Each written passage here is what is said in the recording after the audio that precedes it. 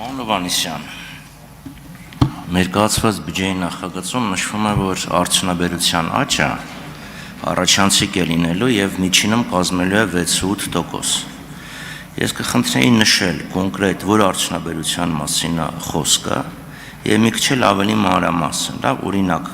որ լոկոմոտիվ ձեռնարկությունների մասին է խոսքը, որոնք արդյունաբերության անկման պայմաններում վերջի տարիներին կամ շատ ավելի դանդաղ աճի պայմաններում համեմատացնայի հետ ապահովել են ավելի բարձր առաջանցիկ տնտեսական աճ։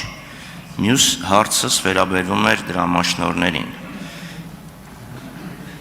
26 թվականին 19.6 միլիարդ է նախատեսված պաշտոնական դրամաշնորհ։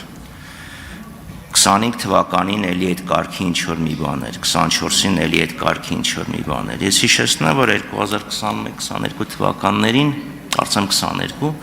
Հայաստանին 26 միլիարդի աջակցություն էր խոստացվել, այդքան եվրոյի։ Հիմա որ պաշտոնական դրամաշնորհները գումարում ենք իրար, այդ թվին չենք էլ մոտենում։ Ուզեմ հասկանամ, այդ աջակցությունից ինչ կա եւ խոստացված աջակցությունից դրամաշնորհների տեսքով այս կառավարության գործունեության ընթացքում ինչքան ենք ստացել։ Շնորհակալություն։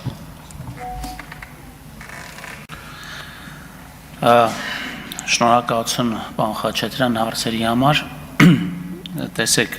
երբ որ մենք խոսում ենք արդյունաբերության աճի մասին, բնականաբար մենք մեր մակրոմոդելներով դիտարկում ենք տնտեսությունը եւ կարողանում ենք միտումները հասկանալ եւ գտնում ենք, որ արդյունաբերության մեջ մեր աճը վերականգնվելու է, բայց այստեղ եթե որպես առանձին գործոն նշեմ արդյունաբերության աճը եւ ինձ թվում է, եթե դուք կարդացել եք նախագիծը, ապա այդտեղ նույնպես տեսել եք, որ գործոններից էականը ամուլսարի գործոնն է լինելու։ Ինչ վերաբերում է պաշտոնական դրամաշնորհներին, ապա այդ գումարը, որի մասին դուք նշում եք, այդ գումարը ամբողջությամբ չէր ենթադրվում, որ պետք է լինի դրամաշնորհ։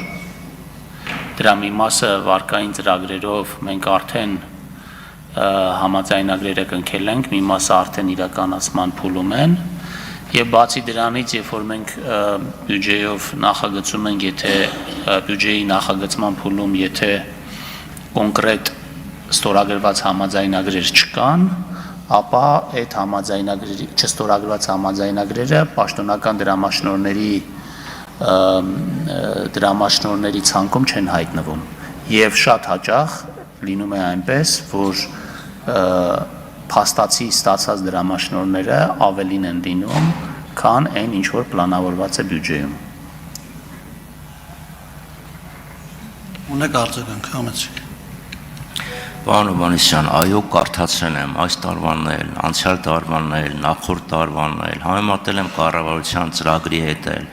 եւ հարցս ճիշտ նկատեցիք, պատահական չէր։ Ես ուզում եի, որ դուք ամուլսարը հնչեցնեիք։ Հիմա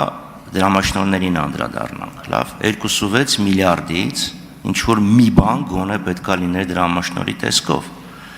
Իմ հարցը չէ վերաբերում, թե ամբողջը պետք է այդքան լիներ, գոնե համամասնությունը հասկանայինք։ Օրինակ 2025 թվականի բյուջեի նախագծով պաշտոնական դրամաշնորհները նախատեսված էին 13.2 միլիարդ դրամի։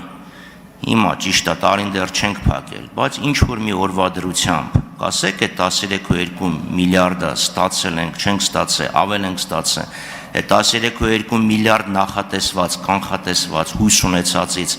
ինչքանն է եկել այդ 2.6 միլիարդի խոստումի շրջանակներում։ Շնորհակալություն։ Պարոն Խաչատրյան, հիմա բնականաբար այդ թիվը չեմ կարող ասել,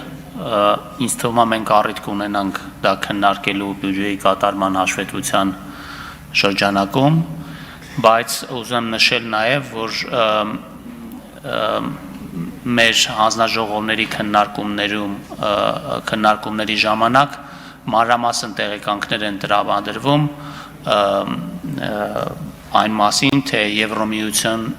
Եվրոմիության եւ եվրոպական կառույցների հետ, ինչպիսի դրամաշնորհային եւ վարկային ծրագրեր են իրականացնում, դրանց դինամիկան է քննարկվում եւ կարծեմ այս տարի քննարկման ժամանակ դուք բացակայեք, բայց այդ բոլոր